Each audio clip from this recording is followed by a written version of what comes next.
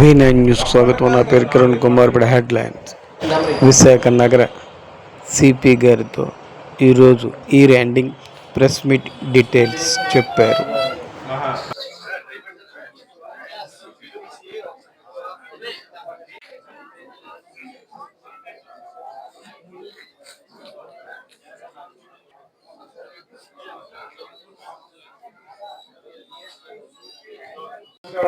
ఈరోజు annual press meet briefing 2025 సంవత్సరం advance నూతన సంవత్సర శుభాకాంక్షలు తెలియజేస్తూ మనం ఈ ప్రెస్ మీట్ బ్రీఫింగ్ మొదలు పెడుతున్నాం.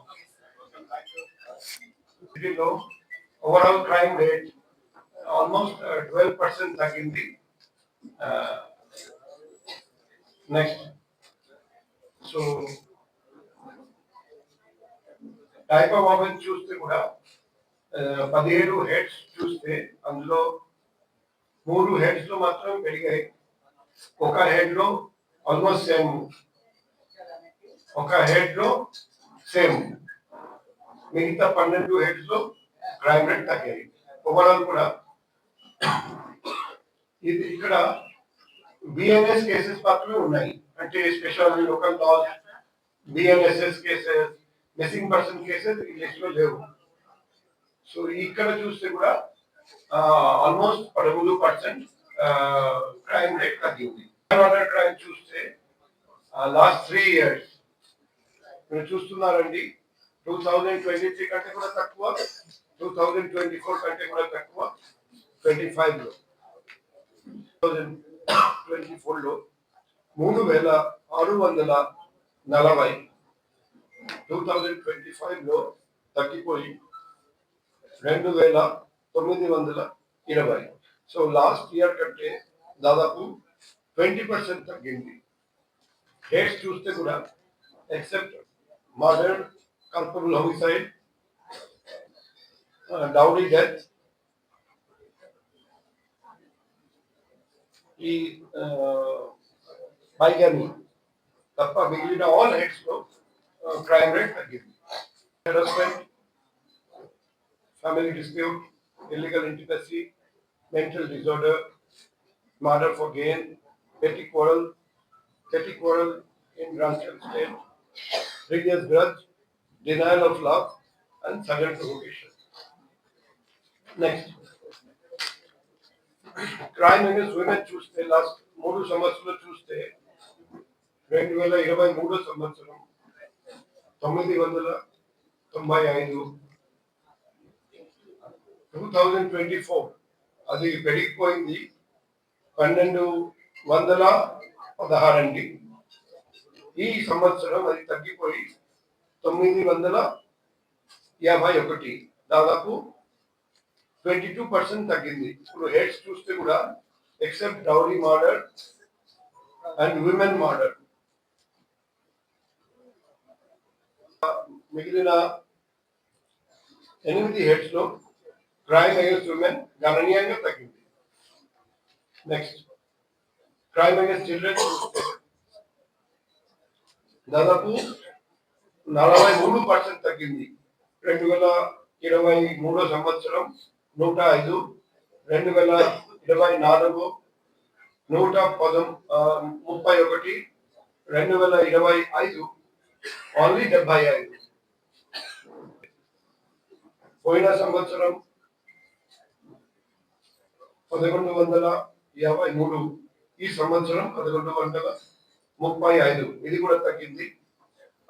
ప్రాపర్టీ లాస్ కూడా పోయిన సంవత్సరం 9,38,61,769 అయితే ఈ సంవత్సరం ప్రాపర్టీ లాస్ తగ్గిపోయింది 7,82,58,723 రికవరీ కూడా ఆల్మోస్ట్ సేమ్. ప్రాపర్టీ లాస్ బాగా తగ్గిపోయినా కూడా రికవరీ ఆల్మోస్ట్ సేమ్. దానివల్ల percentage of recovery last year కంటే గణనీయంగా పెరిగింది. లాస్ట్ ఇయర్ 23%, ఈ ఇయర్ 63%. పర్సెంట్ ఆఫ్ డిటెక్షన్ కూడా పెరిగింది. లాస్ట్ ఇయర్ 65%, ఈ ఇయర్ 67%. నెక్స్ట్ పెరిగినాయి. ఆర్డినరీ థెఫ్ట్ పెరిగింది. సైకిల్ థెఫ్ట్ 2 జరిగాయి. వ్యాట్ థెఫ్ట్ 5 పెరిగాయి. క్యాటిల్ థెఫ్ట్ జరిగాయి. సో మిగిలిన all heads dacoity, robbery, HP by day, HP by night, snatching, car theft, two-wheeler theft, auto theft, other motor vehicle theft, pickpocketing, అన్ని తగ్గినాయి. So total number of property crimes కూడా 2% తగ్గింది. ఈ సంవత్సరం 773. So injury సంఖ్య కూడా గణనీయంగా తగ్గింది. ఇక్కడ రోడ్ వైడ్ యాక్సిడెంట్స్ చూస్తే నేషనల్ హైవే 16 చాలా హెవీ నంబర్, మాక్సిమం ఫెటలిటీస్ నేషనల్ హైవేలో జరిగింది. అందుకే మేము నేషనల్ హైవే అథారిటీస్ ఆఫ్ ఇండియాకి కూడా రిక్వెస్ట్ చేస్తాం, అక్కడ తగిన చర్యలు తీసుకోవడం, రోడ్ ఇంజనీరింగ్ మెజర్స్ తీసుకోవడం. చూస్తే పోయిన 3 సంవత్సరాలు 2023 సంవత్సరం 732, 2024 సంవత్సరం 747, 2025 సంవత్సరం ఈ సంవత్సరం గణనీయంగా తగ్గింది 623. ఎక్స్టెన్సివ్ అవేర్నెస్ క్యాంపెయిన్ కూడా చేస్తున్నాం. ఇది సత్ఫలితం ఇచ్చిందని నేను భావిస్తున్నాను. నెక్స్ట్ ఎన్డీపీఎస్ యాక్ట్ కేసు చూస్తే ఈ సంవత్సరం గణనీయంగా తగ్గింది 226. నెక్స్ట్ రీసెంట్ గా మీరందరూ చూసారండి, మనం డిస్ట్రక్షన్ చేసాము. గాజా డిస్ట్రక్షన్ దాదాపు 5,12,12,425 రూపాయలు విలువైన Gaza 10,147.590 KG Gaza, 19.310 litre hash oil, 1 KG opium, total 529 Gaza case, 4 hash oil కేసులు డిస్ట్రక్షన్ చేయడం జరిగింది. నెక్స్ట్ సంవత్సరం 118, 2024 సంవత్సరం 119. ఈ సంవత్సరం గణనీయంగా తగ్గింది 65 కేసులు మాత్రమే. నెక్స్ట్ సంవత్సరం గణనీయంగా తగ్గింది 286 అండి. అది మన continuous cyber crime awareness program పెట్టున్నాం. అండ్ చాలా మంది సైబర్ క్రైమ్ జరుగుతూ ఉంటే డైరెక్ట్ గా నాకు కాల్ చేస్తున్నారండి. నేను ఇమీడియట్ గా ఇది సైబర్ క్రైమ్స్ అని చెప్తే వాళ్ళు బ్లాక్ చేసి మాకు రిపోర్ట్ ఇస్తున్నారు. దానివల్ల కూడా సైబర్ క్రైమ్ ప్రివెంట్ చేయగలిగాం, అరికట్టగలిగాం. 2024 సంవత్సరం 160 మందిని అరెస్ట్ చేశాము. 2025 సంవత్సరం ఈ సంవత్సరం 205 మందిని అరెస్ట్ చేశాము. నెక్స్ట్ లేకపోతే మనం అరెస్ట్ చేసిన వాళ్ళకు జస్టిస్ న్యాయం జరగదు. చూడండి, 2023 రిఫండ్ చేయడం జరిగింది. 2024 సంవత్సరం 3,89,00,000 రిఫండ్ చేయడం జరిగింది.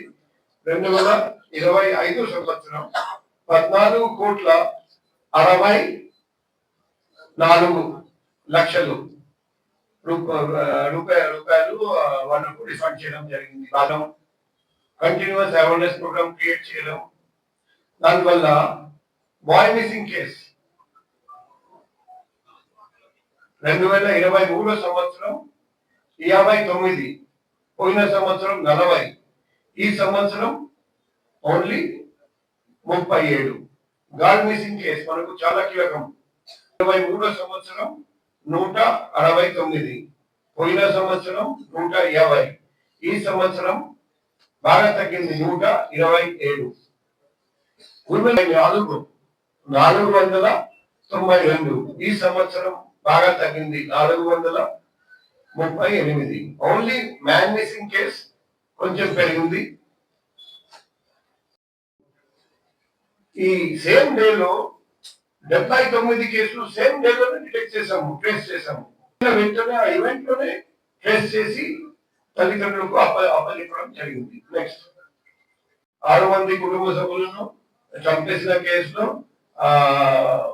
డెత్ సెంటెన్స్ వచ్చింది. అది లాస్ట్ 3 years లో ఎప్పుడు రాని విధంగా. Next compounding national Lok Adalat, ఇది కూడా చూడండి లాస్ట్ ఇయర్ కంటే ఈ ఇయర్ ప్రతి హెడ్ లో IPC case, excise case, special and local laws, STC with FIR and STC without FIR ప్రతి హెడ్ లో పెరిగింది.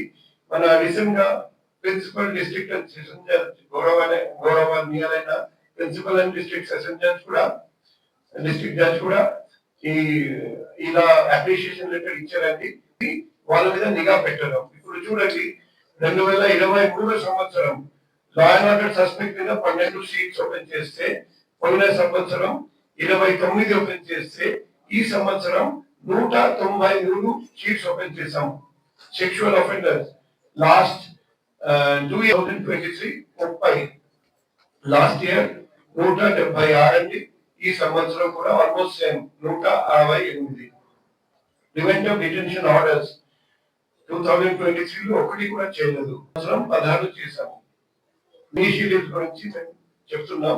ఓపెన్ చేసాము. ఒకటి ఎయిర్పోర్ట్ లిమిట్స్ లో కడాస, ఇంకొకటి కంజర్వాలం లిమిట్స్ లో గ్యారాపురం, ఇంకొకటి త్వరలో ఓపెన్ చేయబోతున్నాం కప్పటి స్టాండ్. ఒకటి సింహాచలం రైల్వే స్టేషన్, ఒకటి దువాడ రైల్వే స్టేషన్ ఓపెన్ చేయడం జరిగింది. నెక్స్ట్ 14 కోట్ల 64,92,382 రూపాయలు మనం రిఫండ్ చేశాము.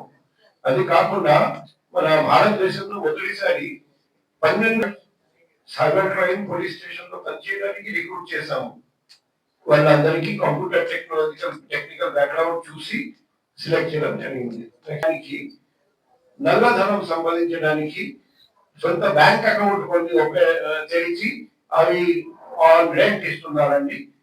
ఆ అకౌంట్ ఉపయోగించి సైబర్ క్రిమినల్స్, సైబర్ నేరస్తులు సైబర్ నేరాలు చేస్తారండి. అరెస్ట్ చేయడం. అదే మాదిరిగా 2 సైబర్ క్రైమ్ రిఫండ్ అనేది ఇప్పటి వరకు జరిగింది. 56 లక్షలు 126 victims of online loan of fraud 126 మందికి ఇవ్వడం జరిగింది. లేకపోతే 2 వీలర్ నంబర్ ప్లేట్ ద్వారా మేము గుర్తిస్తాం, వెంటనే దొరికిపోతారు. కాబట్టి క్రైమ్ జరిగినా కూడా వెంటనే ముద్దాయిలు దొరికిపోతారు. నెక్స్ట్ 17,681 రూపాయల విలువైన ఆస్తులు హ్యాండ్ ఓవర్ చేయడం జరిగింది. ఆల్మోస్ట్ 5,000 మంది బాధితులకు.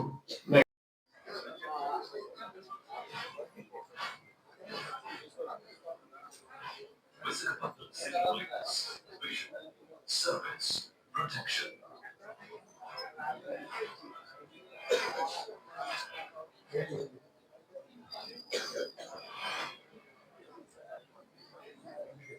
ప్రజలలో ముఖం